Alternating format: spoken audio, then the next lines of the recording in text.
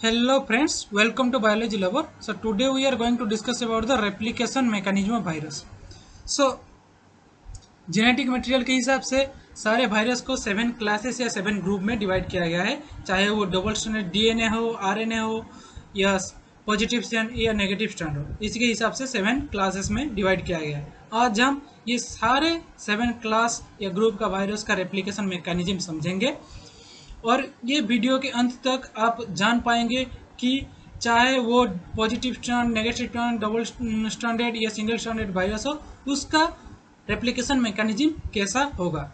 लेकिन इससे पहले मैं आपको एक बेसिक कॉन्सेप्ट समझाऊंगा। ये कॉन्सेप्ट सारे रेप्लिकेशन मैकेनिज्म को समझने में आपको हेल्प करेगा। हम जानते हैं कि डीएनए जनरली डबल स्ट्रैंडेड होता है, एक उसमें सेन स्ट्रैंड रहता है और दूसरा एंटी सेन स्ट्रैंड रहता है। जो सेन स्ट्रैंड रहता है उसको पॉजिटिव स्ट्रैंड बोला जाता है और एंटीसेंस या टेम्पलेट स्ट्रैंड को नेगेटिव स्ट्रैंड बोला जाता है। और ये एंटीसेंस स्ट्रैंड पे मैसेंजर आरएनए ट्रांसक्राइब होता है और ये मैसेंजर आरएनए का सीक्वेंस एंटीसेंस स्ट्रैंड से रेसिप्रोकल होता है। मतलब वहां पर अगर थायमिन है, यहाँ पर एडेनाइन होगा, वहां पर अगर गुआनाइन है, यहाँ पर साइटोसिन होगा। और ये आप यहाँ पर देख सकते हैं। लेकिन इसका सीक्वेंस टोटली मैच करता है किसके साथ, कि सेन स्ट्रैंड ऑफ डीएनए के साथ मैच करता है। और सिर्फ एक ही डिफरेंस होता है, उसमें थायमिन होता है और इसमें यूरासिल है। सो ये कॉन्सेप्ट आप समझ गए, तो लेट्स कम अब रेप्लिकेशन मैकेनिज्म समझते हैं। तो यहाँ पर आप देख सकते हो कि 6 ग्रुप में डिवाइड किया गया है। क्लास 1 क्लास B2I वायरस को एक ही ग्रुप में यहाँ पर रखा गया है क्योंकि उनका रेप्लिकेशन मैकेनिज्म स्लाइटली सिमिलर है, तो इनको एक ही ग्रुप में प्लेस कर दिया गया है। तो यहाँ पर 6 ग्रुप बन जाता है। इन 6 ग्रुप का रेप्लिकेशन हम समझेंगे।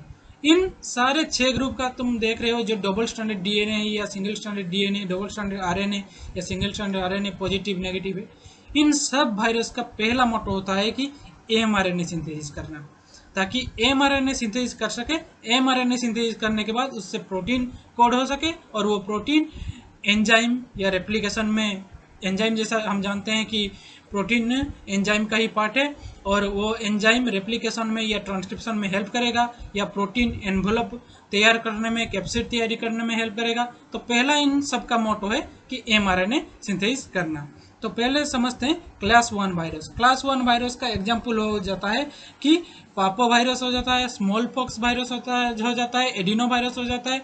तो ये यहाँ पर देख सकते हो डीएनए डबल स्ट्रैंडेड है। डीएनए डबल स्ट्रैंडेड है, इसमें पॉजिटिव स्ट्रैंड है और नेगेटिव स्ट्रैंड है। इन नेगेटिव स्ट्रैंड से क्या होगा कि एमआरएनए के लिए कोड करेगा, और ये एमआरएनए जब कोड हो जाएगा उससे प्रोटीन कोड हो जाएगा। और लेकिन ये डबल स्ट्रैंडेड डीएनए है, ये सेमी कंजर्वेटिव मोड में रेप्लिकेट होगा, और वहां पर प्रोटीन कोड होकर एनवेलप बना दिया, और यहाँ पर double stranded DNA semi conservative mode में रेप्लिकेशन कर गया। टोटल वायरस असेंबली होगा और वो न्यू वायरस प्रोड्यूस हो जाएगा। तो ये रहा क्लास 1। और क्लास B2I जो है वो भी सेम पाथवे फॉलो करता है, वो भी सेम पाथवे फॉलो करता है, सिर्फ एक ही डिफरेंस है, इसमें आरएनए इंटरमीडिएट है। इसमें आरएनए इंटरमीडिएट है, मतलब डबल स्ट्रैंडेड जो डीएनए आप देख रहे हो उसमें से माइनस स्ट्रैंड से एमआरएनए सिंथेसिस होगा, और एमआरएनए सिंथेसिस होने के बाद ये एमआरएनए प्रोटीन के लिए कोड करेगा, और इसी एमआरएनए को इंटरमीडिएट जैसे यूज करके क्या होगा, डबल स्ट्रैंडेड डीएनए सिंथेसिस होगा। तो इसका एग्जांपल जो हो जाता है वो है हेपाटिना वायरस। तो हेपाटिना वायरस एक इसका एग्जांपल है।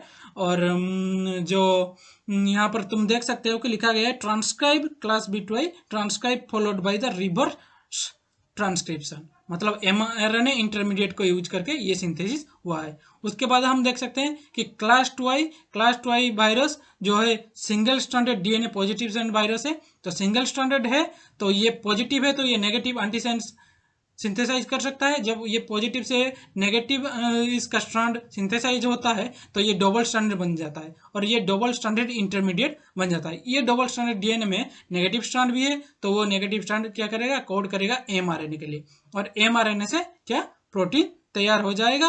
और ये जो डबल स्ट्रैंडेड डीएनए है उससे तो माइनस स्ट्रैंड तो सिंथेसाइज हो सकता है, और उससे क्या बन जाएगा, जेनेटिक डीएनए, उसका जो single stranded positive strand DNA है वो सिंथेसाइज हो जाएगा। तो उसी तरह क्लास 2 का कंप्लीट हो गया। उसके बाद हम देखेंगे class 3, class IB, class B और क्लास BI।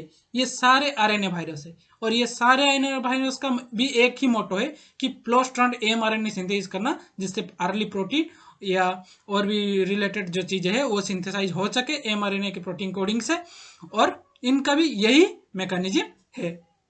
लेकिन इसके लिए मेरे पास एक सेपरेट पिक्चर है स्लाइड में जो आपको बेटर अंडरस्टैंडिंग देगा, आप समझ समझेंगे, क्लियर क्रिस्टल आपको कॉन्सेप्ट मिलेगा कि कैसे इन वायरस का रेप्लिकेशन होता है। सो लेट्स, तो यहाँ पर आप देख सकते हो कि पॉजिटिव स्ट्रैंडेड आरएनए वायरस का पहले लिया गया है, इसका एग्जांपल है पिकोना वायरस। तो ये पॉजिटिव स्ट्रैंडेड आरएनए हम जानते हैं, पॉजिटिव स्ट्रैंड है मतलब ये सेंस स्ट्रैंड है, डायरेक्टली कोड कर सकता है किसके लिए, प्रोटीन के लिए। तो ये प्रोटीन डायरेक्ट कोड करेगा और पॉजिटिव स्ट्रैंड आरएनए से नेगेटिव स्ट्रैंड आरएनए सिंथेसाइज हो जाएगा सेवरल कॉपी, और इस नेगेटिव स्ट्रैंड आरएनए से फिर से positive strand genomic DNA synthesize हो जाएगा, और फिर जब जीनोमिक डीएनए सिंथेसाइज होता है ये असेंबली हो जाएगा और पूरा होल वायरस दे देगा।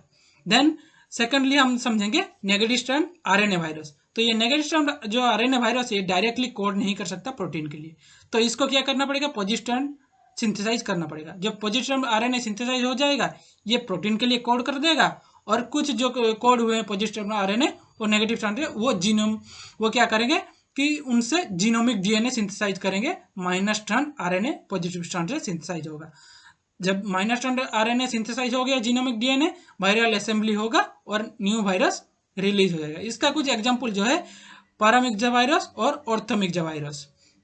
देन थर्डली हम समझेंगे डबल स्ट्रैंडेड आरएनए वायरस। जो डबल स्ट्रैंडेड आरएनए वायरस है वो क्या होता है कि ये पॉजिटिव स्ट्रैंड भी रखता है, ये नेगेटिव स्ट्रैंड भी रखता है।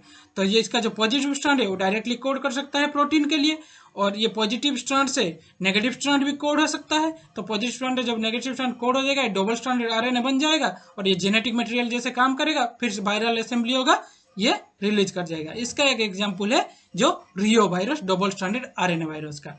देन लास्ट ग्रुप ऑफ हमारा जो वायरस है पॉजिटिव स्ट्रैंड आरएनए वायरस, लेकिन ये स्पेशल है। पहले भी हम डिस्कस कर चुके हैं पॉजिटिव स्ट्रैंड आरएनए वायरस, लेकिन ये स्पेशल है क्योंकि ये डीएनए इंटरमीडिएट यूज करता है। ये पॉजिटिव स्ट्रैंड जो आरएनए वायरस है वो क्या करेगा, इससे ये क्या है, ये एक सेंस स्ट्रैंड है, तो इसका जो मतलब कॉम्प्लीमेंटरी क्या होगा, माइनस स्ट्रैंड डीएनए होगा, या माइनस स्ट्रैंड जो एंटीसेंस वाला है तो उससे वो कोड हो जाएगा माइनस स्ट्रैंड डीएनए, और उसके बाद ये माइनस स्ट्रैंड डीएनए से प्लस स्ट्रैंड डीएनए कोड हो सकता है, डबल स्ट्रैंडेड डीएनए बन गया।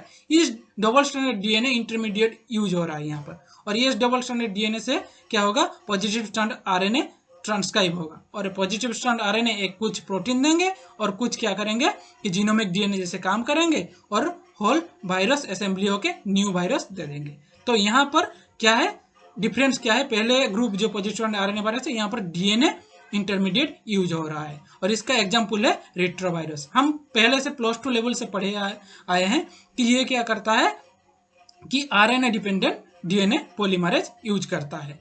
तो ये था ऑल 7 ग्रुप वायरस का replication mechanism. So thank you.